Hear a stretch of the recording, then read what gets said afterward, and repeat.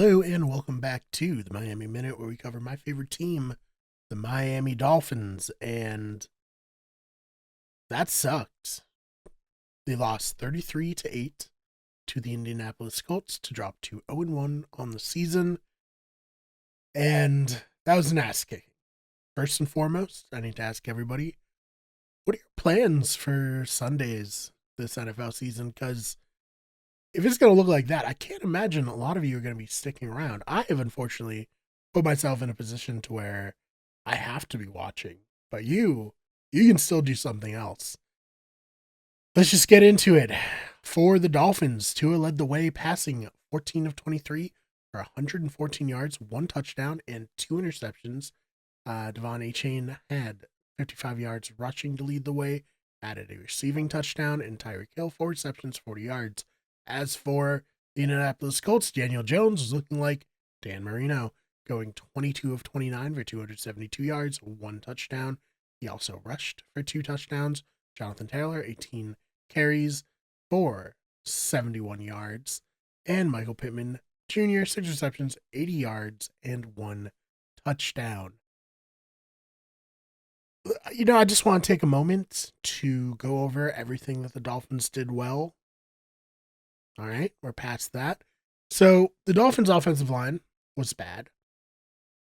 Daniels also got injured pretty much immediately, like 5 plays into it, after people were wondering if he was going to play at all this game. Kind of wish he didn't. Hurt his pectoral. Who knows how long that will lead to him being out for. Jalen Waddle got banged up. Let's see. Storm Duck, our number 1 cornerback, he got banged up. The secondary looked pretty bad. Rasul Douglas apparently didn't really know what he was supposed to do because he's so new to the team. And he still probably played the best out of all the cornerbacks. So just a really disappointing situation there. Gosh. I think, to get to the heart of things, this is too long into this rebuild to look like that in any game, let alone an opening game.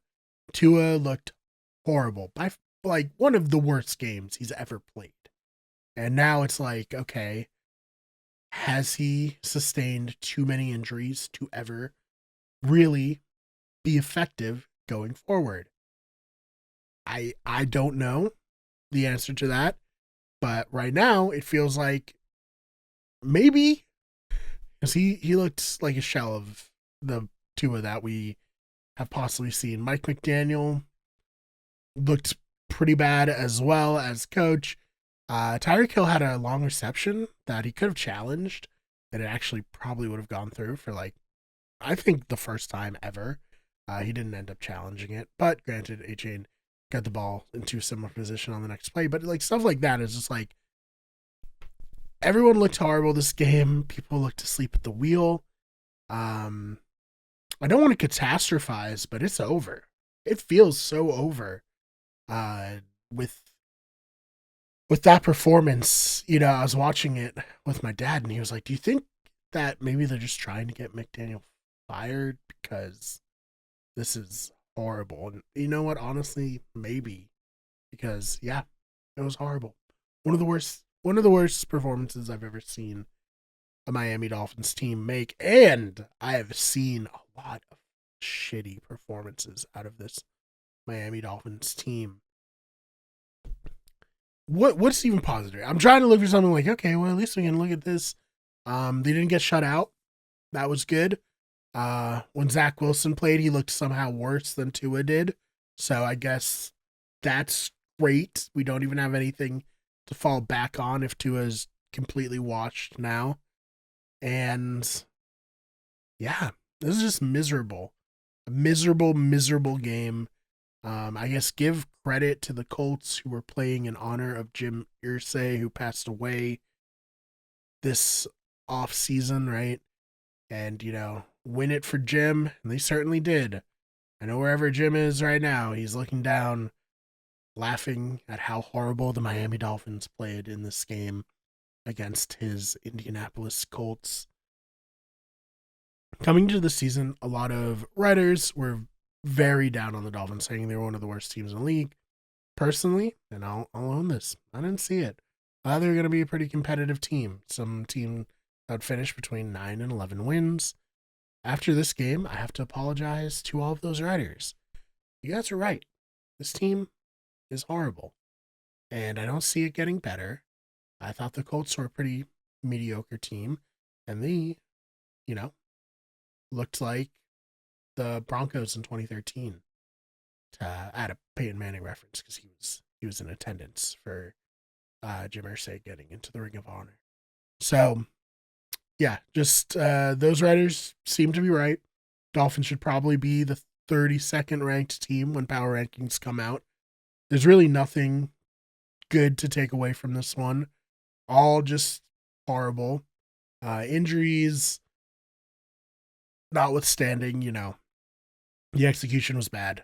So, not really looking forward to covering this team this season, but I will. I'll be here all season for the Miami Minute. If you're a Miami Dolphins fan and you just want a place to bitch about the team, please just do it in the comments on TikTok or YouTube, because I'm sure other Miami Dolphins fans will be right there with you, bitching away, as you should. You deserve it. After watching that game, you deserve to complain about this team as much as possible. I don't know how all of us saw the offensive line and the secondary being so bad, and the actual team itself, the professionals, didn't, but they looked bad, they were bad, and the Dolphins are bad. Let me know your thoughts about everything in this game in the comments, and I will see you in the next one. Make sure you check out Dolphins Talk. I'll be writing my feelings in hopefully a slightly more eloquent way about this one for that website on Monday. And yeah, miserable start to the season. Being a Miami Dolphins fan can often be miserable though, so what else is new? Thanks for watching, everyone.